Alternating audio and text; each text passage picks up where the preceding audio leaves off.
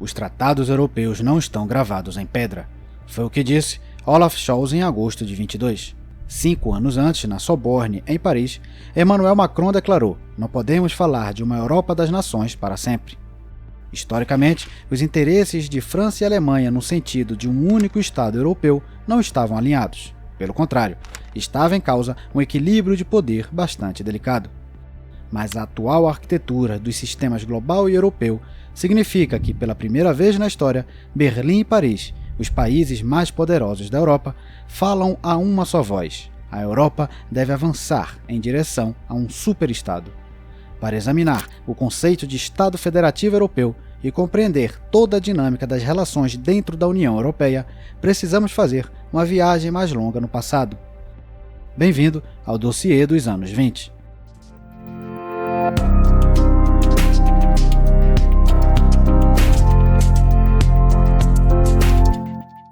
Se gostar do nosso conteúdo, curta e compartilhe o canal para alcançar mais pessoas.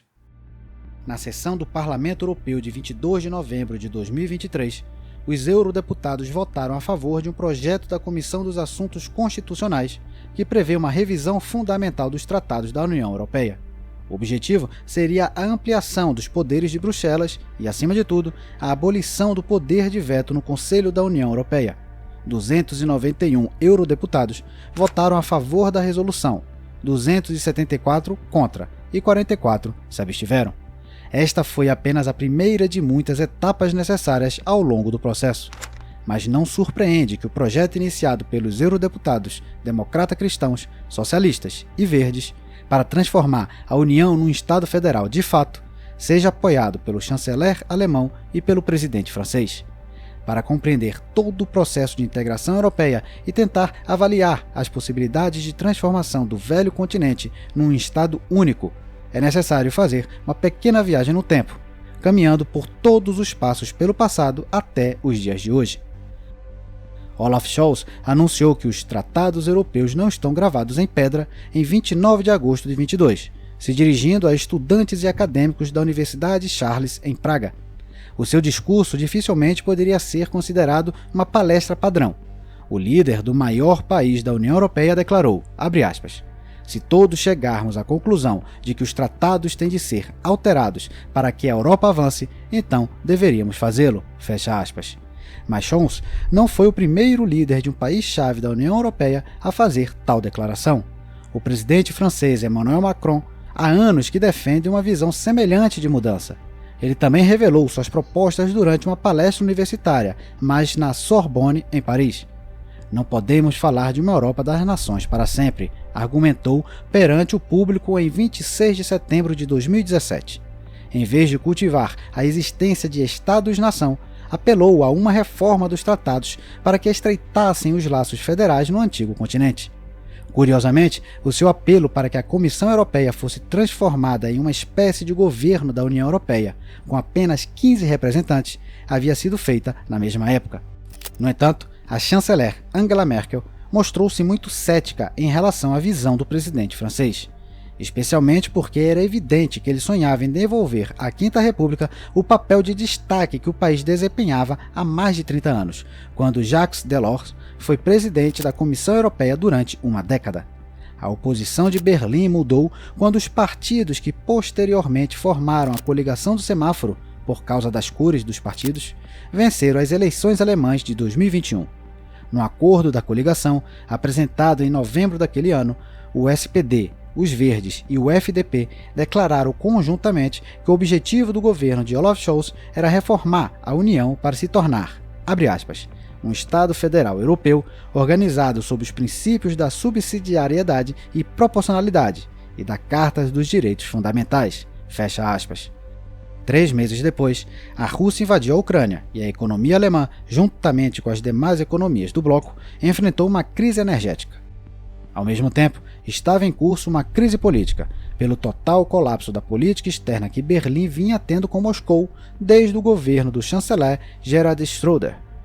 A campanha russa de conquista da Ucrânia, instigada por Vladimir Putin, forçou Scholz a tentar uma escapatória, ou seja, estreitar os laços dentro da União Europeia e racionalizar o processo de tomada de decisão da comunidade. O chanceler fez o que o presidente Macron defendia há muito tempo. Se não agora, quando é que criaremos uma Europa soberana que possa sobreviver no mundo multipolar? Perguntou Olaf Scholz ao final da sua palestra na Charles University. Ele também apresentou ao público a visão de uma nova união, reunindo 36 estados, incluindo a Ucrânia, em que as decisões seriam tomadas por maioria de votos. Essa Europa seria capaz de conduzir uma política externa unificada e ter as suas próprias forças armadas. Também seria um parceiro igual aos Estados Unidos e à China no jogo de poder. Se acreditarmos em idealismo na política, podemos argumentar que Olaf Scholz gostaria de finalmente concretizar a visão delineada por Jean Monnet e Robert Schuman há mais de 70 anos. O primeiro afirmava que os povos da Europa não têm outro futuro senão a união. O mais conservador Schuman sabia que isso provocaria uma reação nos Estados-nação, mas acreditou que poderia ser superada. Durante um discurso em maio de 1960, Schuman sublinhou que o termo poder supranacional levanta suspeitas, mas ele nada mais é do que o princípio da maioria aplicado nas relações internacionais, o qual é considerado o principal meio de exercício da liberdade no âmbito nacional. Este discurso ocorreu no 10º aniversário do anúncio do seu plano para coordenar a produção de aço e a extração de carvão, que foi a criação de uma comunidade europeia do carvão e do aço, por 6 países da Europa Ocidental. A implementação do Plano Schuman é considerado um momento crucial que levou ao estabelecimento da União Europeia moderna.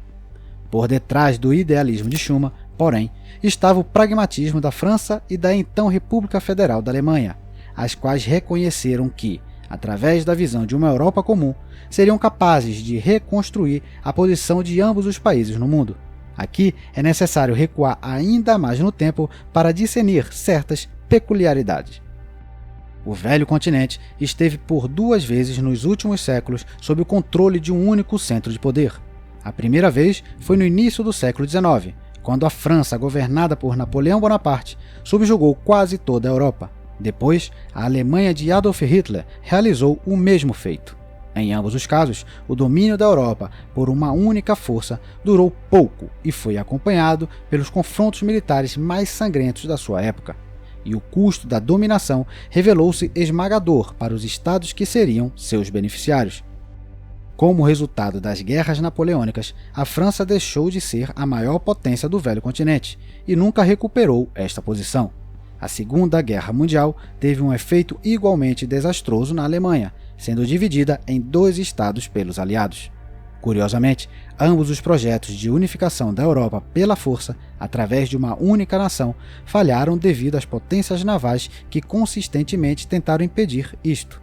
O Reino Unido reteve Napoleão e a Alemanha, neste caso, juntamente com os Estados Unidos. No entanto, as derrotas da França e da Alemanha foram seladas pela perda de guerras travadas com a Rússia czarista e com a sua herdeira direta, a União Soviética. Os fracassos e a consequente perda de poder foram lições dolorosas. A França começou pela primeira vez a pensar de que deveria seguir um caminho diferente. Foi compelida a fazê-lo, ao ver o seu próprio declínio de importância em comparação com os tempos napoleônicos nos campos militar, econômico e até demográfico. No início do século XIX, a França era a potência mais populosa do continente, com 28 milhões de habitantes, mas em 1914 a sua população só tinha aumentado para 39 milhões. Durante este tempo, os britânicos e os alemães triplicaram, enquanto os russos quadruplicaram. Estes países tornaram-se potências mais significativas do que a Terceira República no espaço de um século. Depois, durante a Primeira Guerra Mundial, mais de 6 milhões de jovens franceses morreram ou ficaram permanentemente feridos. A partir de então, nada assustava mais Paris do que uma guerra. Assim, teve início a construção da linha Maginot. Em setembro de 1929, o Ministério dos Negócios Estrangeiros francês preparou uma oferta dirigida a 27 países europeus. Aristide Briand propôs a criação de laços federais comuns. Ele colocou o plano num memorando especial, que foi anunciado 8 meses depois. A Confederação Europeia deveria ter um parlamento supranacional e comissões com funções quase governamentais. Isto era para garantir a paz perpétua no velho continente. ao mesmo tempo que tentava garantir que Paris mantivesse o seu papel de liderança. O plano Briand só tinha chance de sucesso com a aprovação de Berlim, mas Adolf Hitler chegou ao poder e deflagrou a guerra mais sangrenta da história. A França saiu da Segunda Guerra Mundial enfraquecida. No entanto, Paris ainda estava numa posição melhor do que a derrotada Alemanha, que perdeu 24% do seu território e foi dividida em 2 estados, sendo um deles a República Democrática Alemã, sob o comando de Moscou. A República Federal da Alemanha, por outro lado, teve que aceitar as exigências dos americanos vitoriosos. Esse estado de coisas revelou-se um bom começo para revisitar as ideias de Aristide Briand. Aliás, a integração dos países da Europa Ocidental começou a ser promovida também por uma série de outros fatores. A perda da Itália abandonou os sonhos de Mussolini de reconstruir o Império Romano.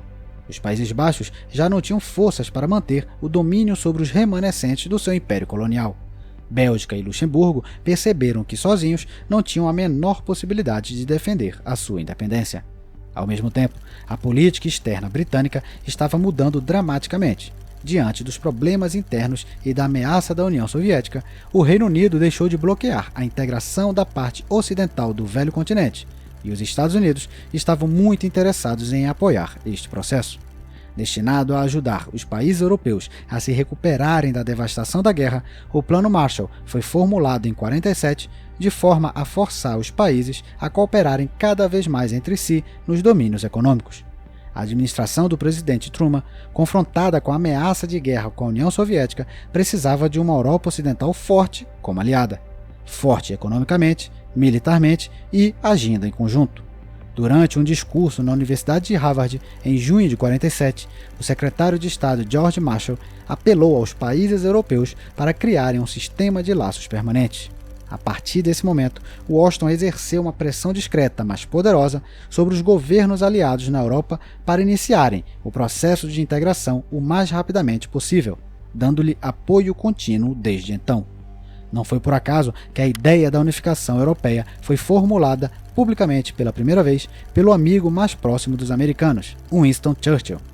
O antigo primeiro-ministro britânico convidou mais de 800 pessoas influentes da Europa Ocidental para a Haia em maio de 1948, incluindo o líder da União Democrática Cristã da Alemanha Ocidental, Konrad Adenauer. Queremos uma Europa unida com livre circulação de pessoas, ideias e bens, disse Churchill. O primeiro-ministro francês, Robert Schuman, concordou com esta visão, mas não inteiramente, pois numa Europa unida sob a égide do Reino Unido, com o apoio dos Estados Unidos, a França não desempenharia um papel decisivo. A Conferência de Haia provocou a criação do Conselho da Europa e do Tribunal Europeu dos Direitos Humanos. No entanto, estes órgãos nunca receberam poder real e a sua influência no continente limitou-se a exercer pressão moral sobre os Estados para que respeitassem os princípios democráticos e os direitos humanos. Robert Schuman, já na sua função de chefe do Ministério dos Negócios Estrangeiros francês, modificou o plano de Churchill para melhor servir aos interesses franceses, com alguma ajuda do economista Jean Monnet. A indústria alemã, ainda dependente do poder da região de Ruhr, por sua produção de carvão e aço, estava condenada ao renascimento. Assim, Schuman anunciou seu famoso plano em 9 de maio de 1950. Citação: o governo francês propõe colocar toda a produção franco-alemã de carvão e aço sob a gestão de uma alta autoridade comum numa organização aberta à participação de outros países europeus. Fim da citação. Assim nasceu a Comunidade do Carvão e do Aço. A supervisão conjunta da produção de carvão e aço pretendia evitar que o crescimento militar e industrial da Alemanha representasse uma ameaça para a França. Ao mesmo tempo, limitou a influência dos britânicos e colocou a Alemanha na posição de parceiro júnior da França, já que Paris ganhava controle parcial sobre a região mais importante da Alemanha. Um dia antes do anúncio do Plano Schuman, o seu conteúdo foi exposto em Washington. Na Casa Branca, a iniciativa foi vista como uma ideia muito boa, em sintonia com os objetivos estratégicos americanos. Ao mesmo tempo, os americanos estavam completamente despreocupados com os interesses da Grã-Bretanha e desejavam ver aquele império tornar-se uma coisa do passado. Por esta razão, Londres não foi informada do Plano Schuman. O Quai d'Orsay, Ministério das Relações Exteriores francês, teve um prazer nisso. Foi o primeiro de muitos pequenos atos de vingança pelos anglo-americanos tomarem decisões sem consultar Paris, diz Tony Judith em uma monografia intitulada Pós-Guerra. Mas a declaração de Schuman agradou ainda mais o chanceler alemão Konrad Adenauer. "Este é o nosso avanço", teria gritado aos seus colegas. A Alemanha derrotada foi convidada a aderir à Organização Internacional em pé de igualdade com os países vitoriosos. Paris, por outro lado, não mediu esforços para garantir que Londres não tivesse acesso a ela. A Comunidade Europeia do Carvão e do Aço reuniu 6 países, mas todas as decisões importantes foram tomadas em Paris. Adenauer aceitou a dominação francesa porque a memória dos crimes alemães ainda estava fresca na Europa, o que tornou muito difícil para ele conduzir uma política externa independente. Ele via a reconstrução da economia alemã como o objetivo mais importante. E isto, graças ao Plano Marshall americano, estava se concretizando. Ao mesmo tempo, defendeu uma integração econômica mais profunda, partindo do pressuposto de que, com o tempo, a força econômica da Alemanha compensaria a vantagem política de Paris. Assim, não estava interessado em construir a Comunidade Europeia de Defesa defendida pela França, que se tornaria uma alternativa à OTAN. Em vez disso, apoiou firmemente os Tratados de Roma, sob os quais a Comunidade Europeia da Energia Atômica foi criada em março de 57 e a Comunidade Econômica Europeia, CEE, nasceu em janeiro de 58. E, de fato, a Alemanha estava prosperando, recuperando a sua força econômica e diplomática, representando uma ameaça à posição dominante da França. Portanto, quando o lendário líder da Segunda Guerra Mundial, General Charles de Gaulle, assumiu novamente a liderança na França em 58, ele estava insatisfeito com o desenrolar dos acontecimentos. A resposta de Gaulle foi um projeto denominado Plano Fouché. Christian Fouché foi um diplomata experiente do governo de Gaulle, e ele presidiu um comitê de representantes da CEE encarregado de elaborar diretrizes para transformar a organização numa federação com uma defesa e política externa comuns. A Assembleia Parlamentar da Comunidade, criada pelos Tratados de Roma, seria transformada no Parlamento Europeu. No entanto, teria apenas o direito de emitir parecer sobre as decisões do Conselho. Apesar dos esforços de Gaulle, o Plano Fouché foi rejeitado pelos países da Comunidade, mesmo na sua forma diluída, apresentado novamente em 62. Embora sua existência não tenha sido formalizada, os líderes de todos os países da CEE começaram a reunir-se regularmente para discutir pontos específicos. O presidente francês considerou que, uma vez que a integração segundo a Fórmula de Paris não foi possível, deveria substituí-la por outra solução que garantisse à França continuar como uma força dirigente na CEE.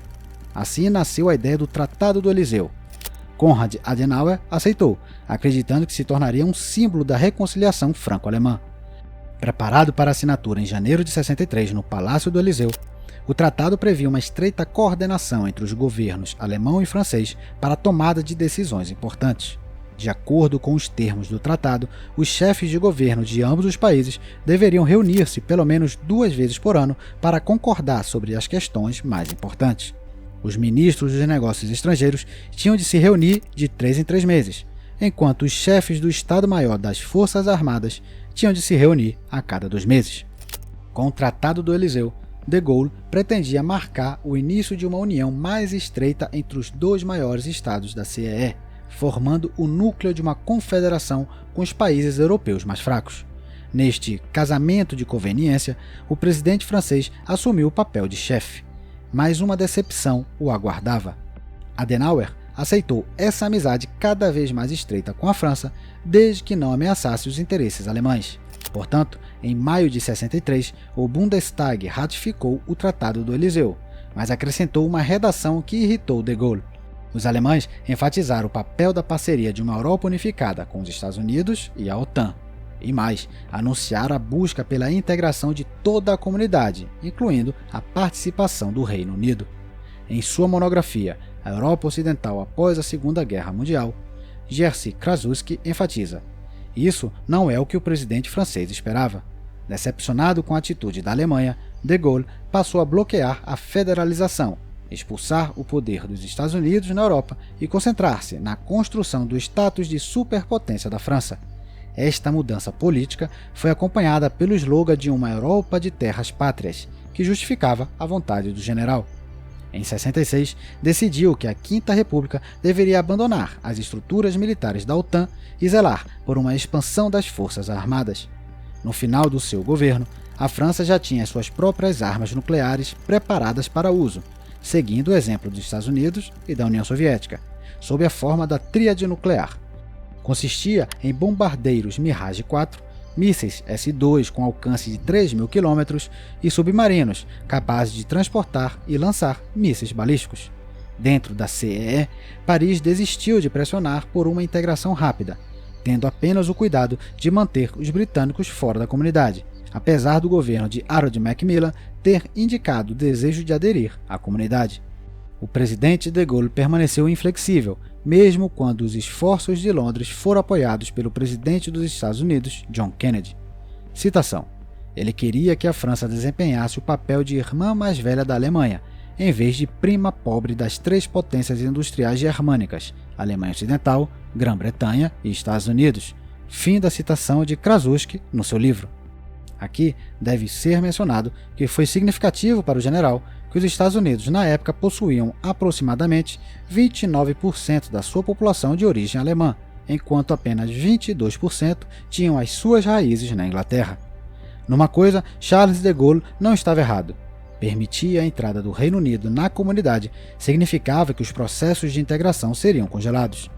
Quando o próximo presidente francês, Georges Pompidou, permitiu que o Reino Unido aderisse à CEE em 73, juntamente com a Irlanda e a Dinamarca, a implementação dos planos para a construção de uma comunidade econômica e política diminuiu dramaticamente. Apenas a criação do Sistema Monetário Europeu teve sucesso e, em 79, o dinheiro virtual ECU foi criado como um prelúdio do euro, o que foi bloqueado pelo veto de Berlim. O chanceler Helmut Kohl não tinha intenção de se livrar do marco alemão, pois a sua estabilidade era um dos pilares do sucesso econômico da Alemanha. A primeira-ministra britânica Margaret Thatcher, por outro lado, garantiu que a criação de um Estado federal não fosse possível. A falta de entusiasmo com a visão apresentada por Schuman e Monnet se deveu a razões mais profundas. A criação do mercado comum e a estreita cooperação com os Estados Unidos resultaram no renascimento econômico da Europa Ocidental. Isto, por sua vez, traduziu-se no aumento da importância no mundo de cada país que compunha a CEE. Em 85, as economias comunitárias representavam mais de 24% do PIB mundial, enquanto os Estados Unidos representavam 22%. Nenhuma outra região do mundo conseguia igualar-se à CEE em termos de riqueza. E o motivo para uma integração defensiva mais profunda pela antiga ameaça representada pela União Soviética tinha desaparecido no final da década de 80. Esta situação significou que os maiores países da comunidade, Alemanha Ocidental, França, Reino Unido e até Itália, poderiam desfrutar do status de superpotências.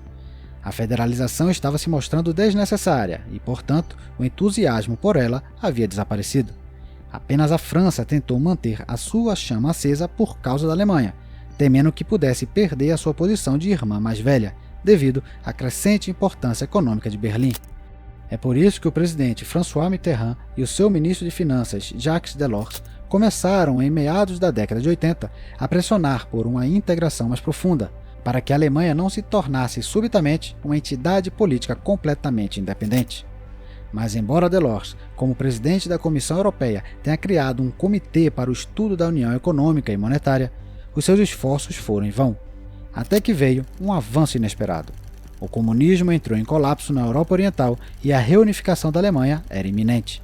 A finalização deste processo marcaria o fim da posição dominante da França na Europa, e Paris não tinha poder suficiente para bloquear a unificação alemã, uma vez que a União Soviética e os Estados Unidos retiraram suas objeções. Mitterrand concordou, portanto, com a absorção do leste pela Alemanha Ocidental, mas em troca exigiu dos alemães uma união monetária e política. Embora a maioria das pessoas na Alemanha não conseguisse imaginar abdicar de sua própria moeda, o chanceler Helmut Kohl concordou, mas em troca, o seu ministro das Finanças, Theo Weigel, exigiu que Paris formulasse condições duras para os países que quisessem entrar na futura União Monetária. Os termos foram incluídos no Pacto de Estabilidade e Crescimento. tendo recebido garantias de que os déficits dos orçamentos dos países que utilizassem a moeda única não excederia 3% do PIB e que as dívidas públicas não excederiam 60% do PIB, Cole começou a pressionar pela União Monetária. No caso do euro, agi como um ditador, admitiu Cole numa entrevista 10 anos depois ao jornalista Jean-Pierre Paul, que segurou mais uma década para publicar. Cole disse, abre aspas, teríamos perdido o referendo sobre a introdução do euro, é bastante óbvio, eu teria perdido por 7-3, fecha aspas. As necessidades políticas fizeram com que a integração finalmente deslanchasse no encontro realizado em Maastricht, em fevereiro de 92. Curiosamente, só depois da assinatura do tratado é que o principal órgão de decisão, o Conselho Europeu, foi incorporado na estrutura da comunidade. Em Maastricht, os líderes dos países da CEE chegaram ao acordo sobre os fundamentos da União Europeia e a sua forma atual começou a ser moldada pela necessidade política. E foram principalmente os políticos franceses e alemães que a impulsionaram, os quais receberam cada vez mais a palavra final. Para começar, a admissão dos países da Europa Central na União Europeia foi precedida por um novo tratado assinado em Nice, em fevereiro de 2001. Um tratado bastante importante. Reformou as estruturas da comunidade para que a sua expansão não afetasse o seu funcionamento cotidiano. Ao fazê-lo, decidiu introduzir os primeiros elementos da democracia centralizada, conferindo ao Parlamento Europeu os seus primeiros poderes legislativos e de supervisão sobre a Comissão Europeia. Àquela altura, parecia que a transformação da União Europeia num Estado federal era apenas uma questão de tempo. Estava entrando em vigor uma união monetária, que todos os países da União Europeia adeririam ao longo dos anos. Além disso, os planos incluíam a adoção de uma Constituição Europeia comum. Em abril de 2001, a revista semanal Der Spiegel publicou um artigo intitulado Responsabilidade pela Europa. Foi um manifesto da liderança do SPD no poder, sob a orientação do chanceler Gerhard Schröder. Nele, os autores proclamaram que não há alternativa à contínua integração. Schröder acreditava que a União Europeia precisava progredir no sentido da unificação política, incorporando soluções federais, nos moldes do sistema alemão, e valorizando o princípio da subsidiariedade. Este princípio afirma que cada nível de governo deve apenas executar as tarefas que um nível inferior ou a própria sociedade civil não podem realizar de forma eficaz. A União Política Europeia foi incluída na agenda do SPD em novembro de 2001, no Congresso do Partido em Nuremberg. A liderança alemã da época assumiu que na nova União, a Comissão Europeia assumiria o papel do governo. Assim, o Conselho da União Europeia, composto pelos chefes de governo dos Estados-membros e pelos ministros mais importantes, seria uma espécie de Senado, ou seja, a Câmara Alta do Parlamento Europeu. As competências do Parlamento deveriam ser alargadas, mas não ao ponto de sobrepor as decisões do Conselho da União Europeia. A ideia de um presidente da União também foi proposta. Ele ou ela seria nomeado conjuntamente pelo Conselho da União Europeia e pelo Parlamento Europeu. Menos de um ano depois de Nice, o chanceler Gerhard Schröder e o presidente Jacques Chirac emitiram uma declaração conjunta em dezembro de 2001, reconhecendo a necessidade de uma Constituição da União Europeia. Quase imediatamente, esta proposta foi aprovada pelo Conselho Europeu. A sua rápida implementação teria significado que os novos membros da Europa Central teriam passado a fazer parte de uma grande federação desde o início. Tanto Berlim como Paris encontraram novamente interesses comuns. No caso da política mundial, os Estados Unidos, após o colapso da União Soviética, continuaram consolidando a sua posição dominante, aproveitando os ganhos então oferecidos pela globalização. Em 2000, pela primeira vez, não foram os países europeus, mas a economia dos Estados Unidos que registrou a maior parte do PIB mundial. Ao mesmo tempo, as empresas europeias perderam quase todas as oportunidades de serem inovadoras e líderes em sucessivas revoluções tecnológicas. Eram os Estados Unidos, o Japão, a Coreia do Sul e os tigres asiáticos que podiam orgulhar-se de maior sucesso econômico. E isto graças à utilização generalizada dos computadores pessoais, da internet, dos microprocessadores, dos celulares, etc. A União Europeia estava cada vez mais atrasada na corrida pelos setores econômicos mais modernos. Os líderes da época estavam cientes disso. É por isso que o Conselho Europeu de março de 2000 adotou a chamada Estratégia de Lisboa. O seu objetivo era o seguinte, abre aspas, A União Europeia deve tornar-se a economia baseada no conhecimento mais competitiva e dinâmica do mundo, capaz de um crescimento econômico sustentável com mais e melhores empregos e maior coesão social. Fecha aspas. A integração pretendia facilitar a implementação da estratégia e desafiar a hegemonia dos Estados Unidos. Ao mesmo tempo, Berlim e Paris haviam como uma forma de frear as ambições individuais de cada país da comunidade, especialmente para manter os novos membros da Europa Central sob controle. Entretanto, o sistema de contagem de votos no Conselho da União Europeia adotado em Nice oferecia exatamente o oposto. A Alemanha, sendo o país com a maior população e o mais poderoso economicamente, tinha apenas 29 votos ponderados, exatamente os mesmos que o Reino Unido, a França e a Itália. Não é de admirar que estes países tenham apoiado o Tratado de Nice. Esse sistema de votos deu à Espanha e à Polônia 27 votos cada. Isto significava que os maiores países da União poderiam contrabalançar a influência um dos outros. Nice abriu caminho para uma integração mais profunda da comunidade e para a sua expansão em direção ao leste. Ambas as medidas foram necessárias para permitir à União resistir ao domínio dos Estados Unidos, mas ao mesmo tempo diminuíram seriamente a importância de Berlim e Paris na comunidade. Assim, o passo seguinte era substituir o Tratado de Nice, restaurando o status quo. É assim que podem ser entendidos os principais motivos do chanceler Schröder e do presidente Chirac. Mas desta vez, o projeto de construção de um Estado federal europeu, delineado por Schröder, não pode ser colocado na conta de Paris. Em vez disso, foi apresentado um tratado que estabelece uma construção para a Europa. A única mudança significativa em relação aos tratados anteriores, no entanto, foi que esta Constituição reformou profundamente o sistema de contagem de votos no Conselho da União Europeia. O novo sistema, denominado Sistema de Dupla Maioria, estipulava que, para que uma decisão fosse tomada, era necessário o consentimento de pelo menos 55% dos Estados da União, não menos que 15 Estados, representando pelo menos 65% da população da União. E para bloquear uma decisão, mais de 45% dos estados, ou 35% da população que vive em pelo menos 4 países. Além disto, a Constituição reuniu num único documento todos os tratados anteriores, organizou o funcionamento das instituições e alargou as garantias dos direitos dos cidadãos europeus consagradas na Carta dos Direitos Fundamentais.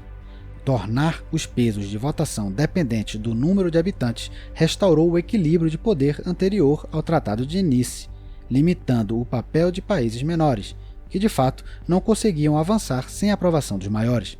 A introdução de 10 novos membros da Europa Central na União Europeia estava prevista para maio de 2004. Isso significava que não havia possibilidade de se opor às mudanças que já tinham sido preparadas. O projeto de Constituição foi concluído muito rapidamente, e em outubro de 2004, os chefes de Estado da União assinaram o Tratado Constitucional durante uma cerimônia em Roma. No entanto, o debate sobre a preparação do texto da Constituição foi considerado não totalmente livre, uma vez que nele não participaram as pessoas comuns. É por esta razão que o presidente da Convenção Europeia, que redigiu e editou o Tratado Constitucional, Valéry Destag, anunciou que insistiria num referendo em todos os Estados-membros da União, mas apenas 10 países levaram as suas palavras a cabo. Na França, de acordo com a lei do país, a ratificação da Constituição poderia ser realizada pelo parlamento. Entretanto, o presidente Chirac optou pela consulta popular. Em fevereiro de 2005, o primeiro referendo ocorreu na Espanha e parecia confirmar que tudo iria ocorrer conforme planejado. Com uma baixa participação, cerca de 77% dos eleitores votaram a favor da Constituição. Posteriormente, os franceses e os neerlandeses disseram um duro não. Na França, foram cerca de 55% contrário à ratificação. Este resultado consternou outros países da União Europeia. Alguns deles adiaram ou suspenderam o processo, embora este já tivesse sido concluído na Alemanha e na Itália, entre outros. Jacques Chirac, que perdia popularidade, não pretendia ir contra a opinião do eleitorado e declarou vinculativo o resultado do referendo. O estado de limbo durou mais de 2 anos. Os líderes dos países da União Europeia concordaram em prorrogar o prazo para a ratificação da Constituição, mas como isso também não ajudou, Em junho de 2006, o Conselho Europeu de Bruxelas decidiu que até o segundo semestre de 2008 seria tomada uma decisão sobre até que ponto a Constituição deveria ser alterada para que ainda pudesse ser adotada, pois Berlim e Paris não estavam dispostos a desistir de promover uma mudança na contagem de votos no Conselho da União Europeia. A tarefa de modificar a Constituição coube à Alemanha, que no primeiro semestre de 2007 assumiu a presidência da União depois dos austríacos e dos finlandeses. A chanceler Angela Merkel declarou que a questão da ratificação seria uma prioridade para o seu governo. Ela então abordou o assunto com pragmatismo que se tornou sua marca registrada ao longo do tempo. O nome chamativo e controverso, Constituição, foi alterado para algo neutro, Tratado. Merkel também desistiu de promover coisas que eram mais controversas em termos de visão de mundo. Os governos do Reino Unido e da Polônia, por exemplo, não tiveram de assinar a Carta dos Direitos Fundamentais. As disposições sobre a presença obrigatória em espaços públicos de símbolos da União Europeia, como a bandeira e o hino, foram abandonadas para não sugerir aos cidadãos da Europa que a União Europeia estava se transformando num verdadeiro grande país, embora estivesse sendo criado o cargo de presidente do Conselho Europeu. Nos meios de comunicação social, ele é referido como o presidente da União Europeia. Na prática, esta função confere poderes insignificantes, como a organização das reuniões do Conselho Europeu, além dele desempenhar principalmente uma função representativa. Na realidade, um papel mais importante é desempenhado pelo alto representante da União Europeia para a política externa, a quem reporta o corpo de milhares de homens do Serviço Diplomático da União Europeia, o chamado Serviço Europeu para a Ação Externa. Este cargo foi criado para que a União tenha uma política externa unificada ao longo do tempo. No entanto, a forma como os votos seriam contados no Conselho da União Europeia ainda era a questão principal. Durante a presidência alemã, a diplomacia hábil de Merkel conseguiu preservar o mecanismo do Tratado Constitucional, ao mesmo tempo que reduziu o poder de veto. Foi abolido em cerca de 45 áreas e, devido à resistência dos Estados menores, foi mantido apenas nas questões mais estratégicas, ou seja, aquelas relacionadas com a política externa, defesa, segurança social, orçamento e assuntos culturais. Curiosamente, a chanceler da CDU conduziu as mudanças de acordo com o roteiro estabelecido por Gerhard Schröder em Responsabilidade pela Europa, mas de uma forma mais suave. Em muitos pontos, como o cargo do presidente do Conselho Europeu era uma fachada. O tratado elaborado sob a sua supervisão foi aprovado na reunião dos chefes de Estado em Lisboa, em outubro de 2007, e assinado em dezembro do mesmo ano. Então, os problemas começaram novamente. Em junho de 2008, o povo irlandês rejeitou o Tratado de Lisboa num referendo, e a grande reforma do funcionamento da União ficou novamente paralisado. Mas a pequena Irlanda não é a França.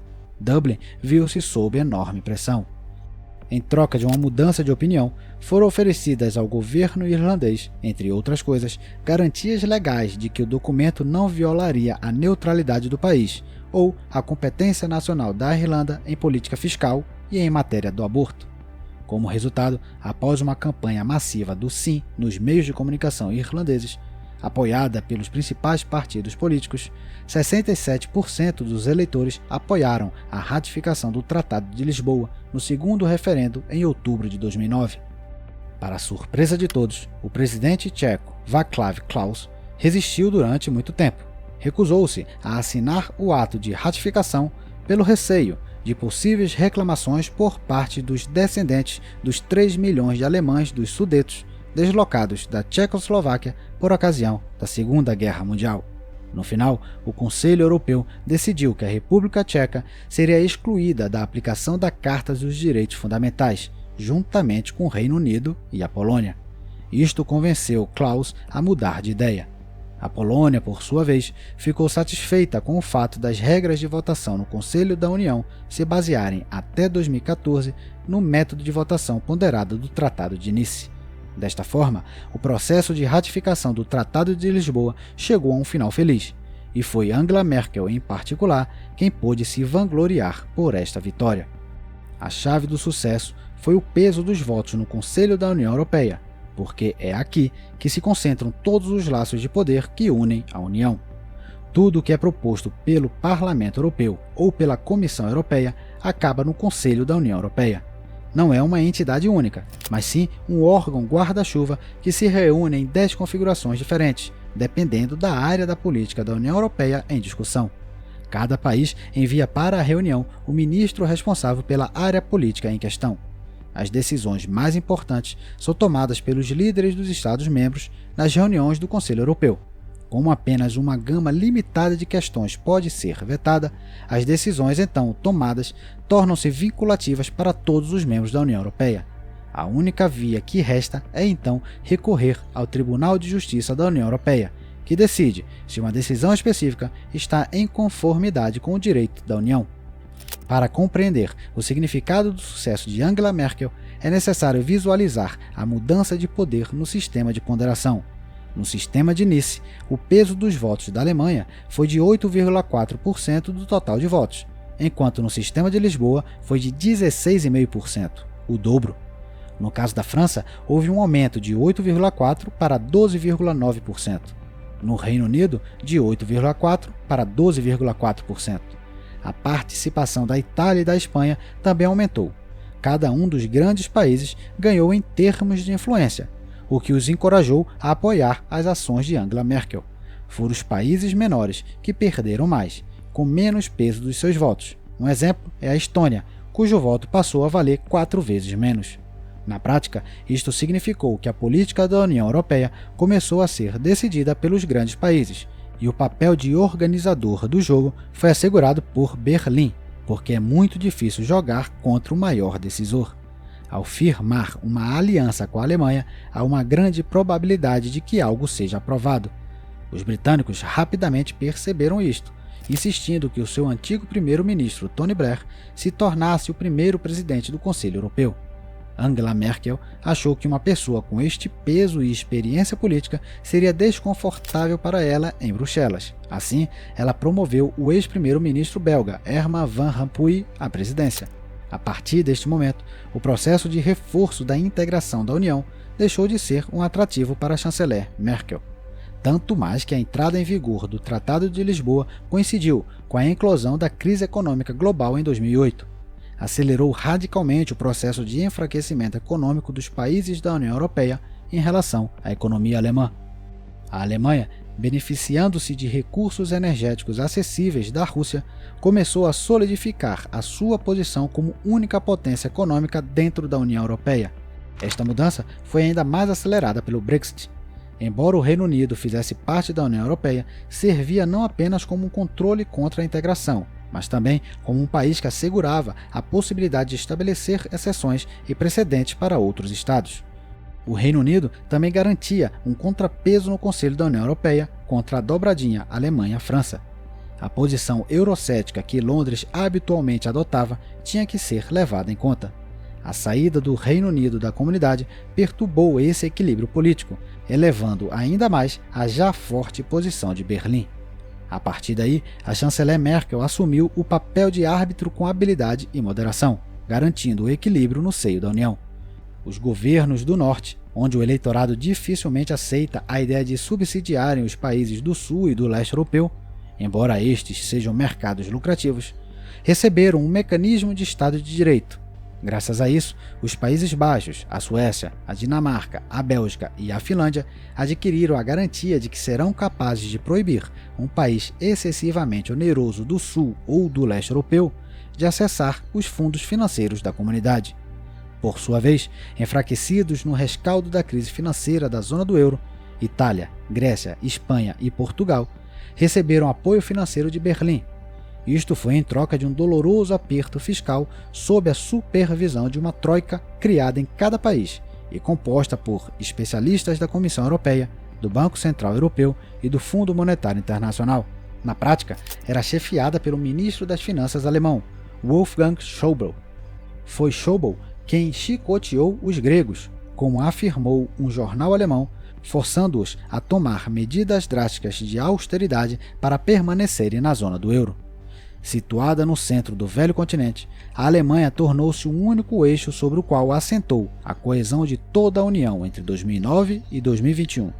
Como convém um bom pacificador, defendeu o Norte contra a ganância financeira do Sul, e ao mesmo tempo cuidavam do Sul, defendendo-o contra a pressão do Norte, e ofereceram garantias aos países da Europa Central de que os fundos de coesão não seriam drenados pelos estados financeiramente problemáticos da antiga União Soviética. Otto von Bismarck certa vez chamou tais táticas políticas próprias de um negociador honesto, enquanto os romanos chamavam tal abordagem de dividir para conquistar. Tudo isso aconteceu através de Bruxelas, garantindo que o mediador lavasse as mãos. Portanto, não foi uma surpresa quando, em setembro de 2017, o que nos traz de volta ao início da nossa história, o presidente Macron apresentou a sua visão para o fortalecimento da integração europeia durante a sua palestra na Sorbonne, e o chanceler alemão a ignorou completamente. Qualquer mudança em Berlim só poderia ser para pior. No entanto, como tem acontecido frequentemente na história europeia, apenas alguns anos se passaram e novas circunstâncias anularam o equilíbrio anterior. As necessidades políticas forçaram o chanceler Scholz a procurar formas de criar algo novo. O lema oficial da União Europeia é a máxima latina, in varietate concordia, unidos na diversidade. Mas a história mostra que os motivos para a criação da União e toda a sua evolução surgiram dos interesses diretos dos seus maiores membros, França e Alemanha. Só eles tiveram poder suficiente para ditar a direção da União a partir de cima e depois implementá-la. A situação não é diferente agora.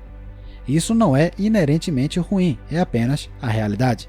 Cada país tem o direito de defender os seus interesses vitais, especialmente quando esses interesses muitas vezes se sobrepõem, como se vê no exemplo de um acordo comercial comum.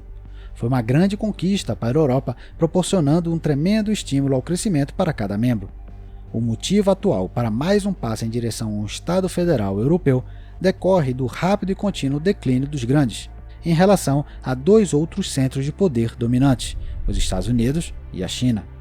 Após décadas de confrontos, tanto Paris como Berlim concordam finalmente que é hora de consolidar o poder e enfrentar Washington e Pequim, munidos de ferramentas equivalentes de governação. Assim, cada nação tem o direito de definir o seu próprio interesse nacional, e hoje Paris e Berlim identificam-no com a criação de um superestado europeu no qual, por razões demográficas e econômicas, teriam um maior poder de decisão. No entanto, a definição de interesse nacional varia entre os membros da União, e para a maioria deles, a concorrência global com a América e a China não é uma prioridade. Para países como Finlândia, Estônia, Letônia, Lituânia e Polônia, a preocupação mais significativa é a ameaça de guerra contra a Rússia. No novo formato da União, todos estes países, ao abandonarem o direito de veto, entregariam o poder de decisão sobre as suas próprias políticas de segurança a Bruxelas. E lembremos que as ações de Bruxelas dependeriam dos estados que avaliaram mal as ações do Kremlin antes da invasão da Ucrânia. A concorrência com Pequim e Washington pode não ser uma prioridade para a Grécia, Itália ou Espanha, países constantemente expostos a ondas de imigração e que enfrentam problemas econômicos persistentes. Em outras palavras, as nações da União ainda não confiam uma nas outras em muitos aspectos, como no caso da guerra da Ucrânia. E esta desconfiança não pode ser atribuída apenas aos movimentos nacionalistas. Um salto adiante seria um salto para um organismo profundamente dividido e em conflito interno. A questão é saber se tal evolução constituiria uma verdadeira oportunidade para o desenvolvimento da União ou um caminho que conduziria ao caos. A história da União Europeia sugere que a próxima fase de integração será alcançada através de tentativas de cumprir compromissos. No entanto, será sempre condicionado pelos interesses pragmáticos da Alemanha e da França, o que não deveria ser surpreendente. Eles também determinarão se a verdadeira federalização da Europa é possível. No passado, sempre que os interesses políticos, econômicos ou mesmo de prestígio dos dois países mais importantes da União divergiam, os projetos de maior integração morriam. Hoje, a diminuição da importância da Alemanha e da Quinta República empurra ambas para a transformação da União Europeia num Estado federativo. No entanto, será que Paris e Berlim têm poder suficiente, mesmo dentro da Europa de hoje, para convencer o resto do velho continente desta ideia?